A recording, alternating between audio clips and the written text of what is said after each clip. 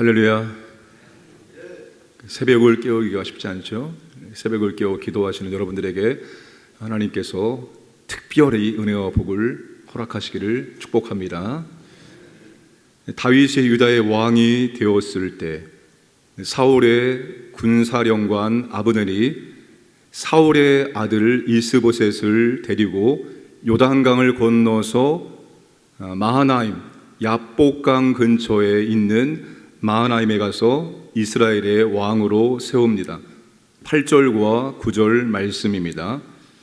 그러니까 아브넬은 이 이스보셋을 꼭두각시 왕으로 세워놓고 7년 6개월 동안 유다 지파의 다윗과 이스라엘 사이의 분열과 내란을 일으킵니다. 자, 이 아브넬이 누구입니까? 사울의 작은아버지의 아들입니다. 사울의 조카입니다. 40년 동안 이스라엘의 최고의 군사령관이었습니다. 사울이 13년 동안 다윗을 취하할 때 함께 그 자리에 있었던 사람입니다. 그런데 이 아브넬이 블레셋과의 길보아 전투에서 살아남았습니다. 사울 왕도 죽고 사울의 세 아들도 장렬하게 전사했는데 아브넬은 죽지 않고 살아남았습니다. 뭘 의미합니까? 여러분, 이 사람은 권력을 잡으려는 야심에 사로잡힌 사람입니다.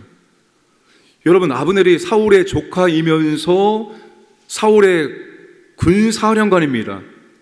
그러면 여러분, 사울도 죽고 사울의 세 아들도 싸우다가 전사했을 때 이 사람이 정말 올바른 군사령관이라면, 제대로 된 군사령관이라면 함께 그 자리에서 전사하는 게 당연한 것입니다. 그게 군사령관의 사명을 감당한 거예요. 자신이 평생 모셨던 왕도 죽고 왕의 세 아들도 죽었는데도 불구하고 이 사람은 전장에서 살아남았습니다. 그러니까 여러분, 적당히 싸운 겁니다. 죽지 않을 만큼. 왜? 사울 왕과 세 아들이 죽어야지만 자신이 권력을 쟁취할 수 있기 때문에 그냥 상황을 보면서 적당하게 싸우다가 죽지 않을 만큼 싸우다가 살아남게 된 것입니다. 아브넬은 하나님의 뜻보다 자신의 야망을 이루는 것을 더 중요하게 여긴 사람입니다. 그래서 무능한 사울의 아들 이스보셋을 요단 동편에 데려와서 왕으로 세운 것입니다. 백성의 의사를 묻지 않고 마치 하나님께서 사울 왕을 세울 때와 동일한 방법으로 자신이 혼자서 이스보셋을 이스라엘의 왕으로 세웁니다. 여러분, 우리 개인의 야망을 이루는 것이 목적이 아니죠. 교회가 우리의 야망을 이루기 위한 수단으로 사용되어지면 안 됩니다. 저 같은 사람은 굉장히 그런 위험에 많이 처해 있는 사람입니다. 자칫하면 교회를 이용해서 자신의 야망을 성취하는 데 도구로 사용할 수 있습니다. 우리 모두가 그렇게 될 수 있습니다. 우리 모두가 교회를 통해서 우리의 야망을 이룰 수 있다는 것입니다. 여러분, 다윗이 유다 지역으로 나아갈 때 아주 당연하죠. 유다 지역으로 가야 됩니다. 누가 보더라도 뻔한 겁니다. 그럼에도 불구하고 하나님께 물었습니다. 하나님, 어떻게 하면 좋을까요? 하나님이 다른 곳으로 가라고 한다면 저는 다른 곳으로 가겠습니다. 이런 각오를 가지고 하나님께 묻고 기도하고 하나님이 말씀하신 대로 헤브론으로 옮겼습니다. 하물며 더 중요한 것, 여러분, 정말 이건 너무 중요하다 싶은 것들은 여러분, 교회가 시간을 정해놓고 모두가 함께 기도해야 됩니다. 우리가 주인이 아니죠. 우리가 주인이 아닙니다. 예수님이 주인입니다. 하나님이 주인입니다. 하나님, 교회가 이와 같은 일을 하기를 원하는데 이게 정녕 하나님께서 우리 교회를 통해서 하고자 하는 일이 맞습니까? 아니면 우리의 야망입니까? 우리가 하고자 하는 일입니까?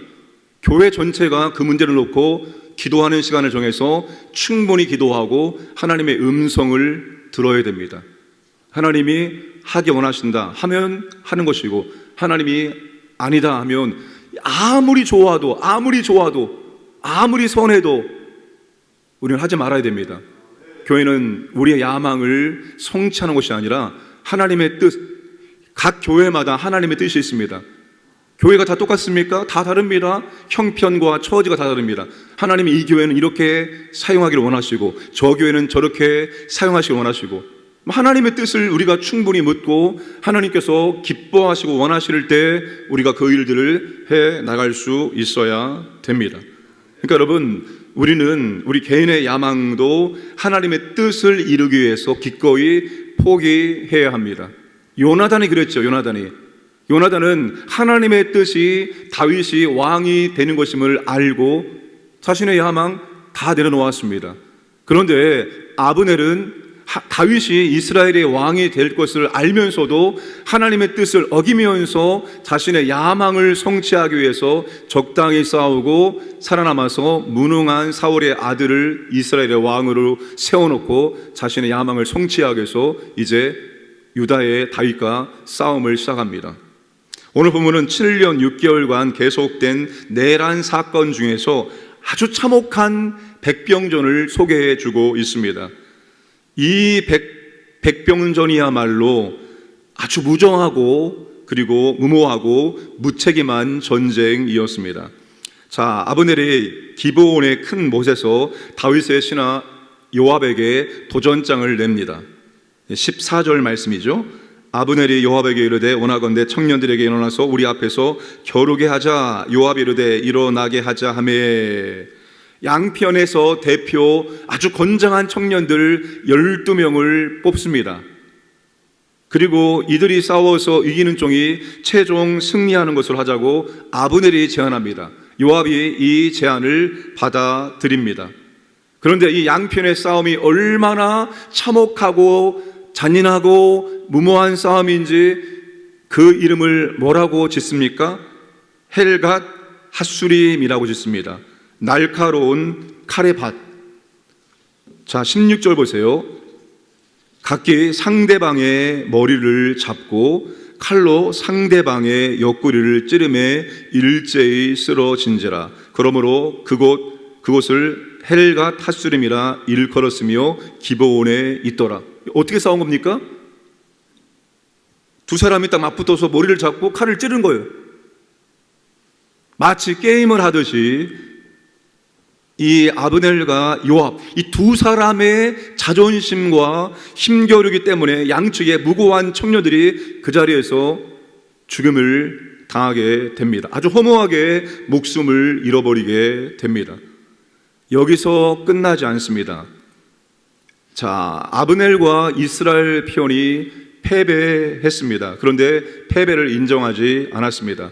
결국 치열한 전면전으로 이어졌습니다. 양편이 죽기 살기로 싸웠습니다. 아브넬의 군인들이 요압을 이길 수 없다는 것을 알고 도망을 칩니다. 이때 요압의 동생 아사헬의 도망가는 아브넬을 끝까지 추격합니다. 따라오지 말라. 내가 너를 해하면 요압과 난처해진 자, 따라오지 말라 경고를 했음을 불구하고 아사헬이 따라가서 결국 창에 찔려 죽임을 당하게 됩니다. 자, 이날 백병전은 해가 질 무렵에 요압이 아브넬의 휴전 제안을 수용함으로 끝이 나게 됩니다. 자, 26절과 27절 말씀을 함께 읽겠습니다. 시작. 아브넬이 요압에게 외쳐 이르되 칼이 영원히 사람을 상하게 했느냐? 마침내 참혹한 일이 생길 줄을 알지 못하느냐? 내가 언제 무리에게 그의 형제 쫓기를 그치라 명령하겠느냐? 요압이 이르되 하나님이 살아계심을 두고 맹세하노니 내가 말하지 아니하였더라면 무리가 아침에 각각 다 돌아갔을 것이요 그의 형제를 쫓지 아니하였으리라 하고. 여러분, 지금 아브넬과 요압이 이날의 싸움의 책임에 대해서 어떻게 하고 있습니까? 내 책임이야, 내 탓이야, 내가 잘못했어, 그게 아니라 너 때문이야, 네가 이 전쟁에 책임을 져야 돼 라고 서로 책임을 떠넘기고 있다는 사실입니다. 아브넬은 요압에게 형제를 쫓고 있다고 비난하며 추격을 중단하라고 말합니다. 형제, 우리가 형제가 아니가? 왜 싸웠습니까? 형제인데. 자, 요압은 아브넬에게 애초에 대표전을 제안하지 않았더라면 이런 일이 없었을 것이고 우리가 아침에 돌아가게 되었을 것이다. 두 사람이 모두 비겁한 핑계를 대며 상대방에게 책임을 떠넘기는 아주 무책임한 모습을 보고 있습니다. 이 두 사람이 누구입니까? 양편의 군사령관입니다. 모든 책임을 떠안아야 될 사람들이 책임을 지지 아니하고 너 때문이다라고 책임을 전가하고 있습니다. 이 전쟁의 결과가 무엇일까요? 다윗 편은 요압의 동생 아사헬을 포함하여 20명이 죽었습니다. 반면에 아브넬 편은 360명이 죽었습니다. 자, 다윗의 이 요압이 18대 1로 대승을 거두었습니다. 그러나 여러분, 이 싸움이 누구와의 싸움입니까? 이 싸움은 여러분 같은 형제와의 싸움입니다. 내가 이겨도 우리가 진 것입니다. 누구도 이긴 싸움이 아니라 모두가 패한 싸움입니다. 여러분, 이게 교회 안에서 어떠한 분쟁과 다툼이 일어날 때 그 결과는 우리 모두가 패하게 된다는 사실입니다. 여러분, 교회 안의 다툼과 분쟁과 싸움은 내가 이겼을지라도, 우리 편이 이겼을지라도 우리 편이 이긴 것이 아니라 우리 모두가 패한 것이다. 이것을 기억을 해야 합니다. 한국 교회 가운데 안타까운 일들은 여전히 분쟁하는 교회들이 존재하고 있다는 것입니다. 분쟁하는 교회들이 늘 존재합니다. 분쟁의 씨앗이 생겼을 때 그게 더 깊은 싸움으로 번지지 않도록 거기에서 차단을 해야 하는 것입니다. 그렇죠. 처음에 아브넬이 대표자를 세워서 싸우자고 제안하지 않았으면 좋았을 걸. 요압이 이 제안을 수락하지 않았으면 좋았을 걸. 24명이 죽었을 때 멈추었으면 좋았을 걸. 근데 멈추어지지 않는다는 거예요. 여러분, 교회가 양편으로 나뉘어져서 싸움이 시작되는 순간 브레이크가 고장납니다. 이상합니다. 이상해. 딱 양편에 갈라져서 싸움이 붙으면 브레이크가 없습니다. 갈 때까지 갑니다. 끝장 볼 때까지 가게 되어집니다. 이게 지금 오늘 본문에서 우리에게 말씀해 주고 있는 것입니다. 그래서 이런 일이 생기지 않도록 하는 것이 중요하고, 생겼을 때 초반에 불을 꺼야 합니다. 그렇지 않으면 끝까지 싸우게 되어 있습니다. 교회 안에서의 싸움, 무엇 때문에 싸웁니까? 자존심 때문에 싸우는 거예요. 내가 누구인데, 내가 담임 목사인데, 내가 우리 교회 개척 멤버인데, 내가 교회 초기 멤버인데, 내가 우리 교회 50년 동안 있었는데, 이런 자존심이 싸움의 불씨입니다. 그리고 자신의 헛된 욕망, 야망이 싸움의 원인을 제공합니다.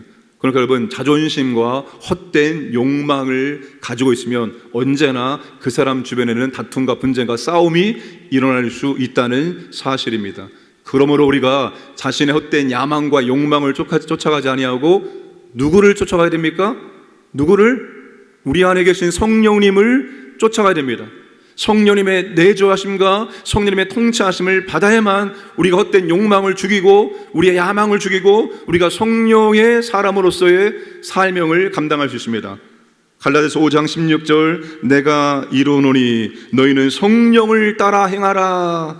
그리하면 육체의 욕심을 이루지 아니하리라. 성령을 따라 행할 때만이, 여러분, 성령을 따라 행할 때만이 우리의 야망과 헛된 욕심을 이루지 않을 수 있습니다. 반대로 말하면 누구도 성령을 따라 행하지 않으면 무엇을 따라간다? 야망을 따라간다. 헛된 욕망을 따라가게 되어 있습니다. 이거는 어쩔 수 없습니다. 우리가 여전히 죄성을 갖고 있는 죄인이기 때문입니다. 그러므로 항상 성령님을 내 안에 주인으로 모시고 우리의 영도, 우리의 지정의 인격도, 우리의 육체도, 우리의 삶도 성령님의 통치를 받아야 됩니다. 나를 통치하여 주옵소서, 내 모든 것을 통치해 주옵소서, 하나님의 뜻을 이루는 도구로 나를 사용하여 주옵소서. 여러분, 이 기도하시고 성령을 따라 행하시기를 주님의 이름으로 축복합니다. 기도하겠습니다. 우리 교회 모든 사역들, 양육훈련과 새가족오기 4주차 모든 우리 훈련과 사역에 하나님 아버지 함께 하시고 성령님의 은혜와 능력으로 잘 진행될 수 있도록 역사하여 주옵소서. 기도하시고 헛된 자존심, 헛된 야망을 내려놓게 하시고 우리가 아버지 하나님 성령을 따라 행할 수 있도록 도와주시고 우리가 형제끼리 절대로 싸우지 않게 하여 주옵소서. 함께 사랑하며 함께 하나님의 뜻을 이루는 믿음의 공동체 되게 해 주옵소서. 기도하시고 우리 교회 평안을 위해서 이 나라를 위해서 함께 시간 합심하게 기도하겠습니다. 아버지 하나님 감사합니다. 오늘도 아버지 하나님 우리에게 새날 주시고 오늘도 첫 시간 아버지 배 나와서 말씀을 듣고 기도할 수 있도록 은혜를 베풀어 주심을 감사합니다. 우리 교회 모든 사역들 아버지 하나님 성령의 은혜와 능력 가운데 진행되길 원합니다. 은혜를 베풀어 주옵소서. 양육훈련의 은혜를 주시고 새가족오기 양육의 은혜를 주시고 하나님 아버지 또 감당할 사역들 준비할 사역들 가운데 아버지 하나님 은혜를 베풀어 주옵소서. 주여 아버지 하나님 우리의 야망, 우리의 자존심, 우리의 헛된 욕망을 내려놓기를 원합니다. 우리가 온전히 하나님의 뜻을 이룬 믿음의 공동체 되길 원합니다. 우리가 아버지 하나님 교회 안에서 형제끼리 다투지 않게 하시고 싸우지 않게 하시고 함께 협력하고 함께 사랑하여 하나님의 뜻을 이룰 수 있도록 도와주시고 인도하여 주옵소서. 아버지 하나님 우리 교회를 지켜주시고 평안케 하시고 든든히 세워줄 수 있도록 인도하여 주옵소서. 이 나라 가운데 특별히 하나님의 자비와 긍휼과 은혜가 임하길 원합니다. 주여 이 나라를 보호하시고 정말로 아버지 하나님 정치, 경제, 문화, 교육 모든 아버지 하나님 지도자들에게 하나님 지혜와 능력 주셔서 잘 감당할 수 있도록 역사하시고 모든 문제들을 잘 헤쳐나갈 수 있도록 하나님 아버지 능력을 더해주시고 지혜를 더하여 주옵소서.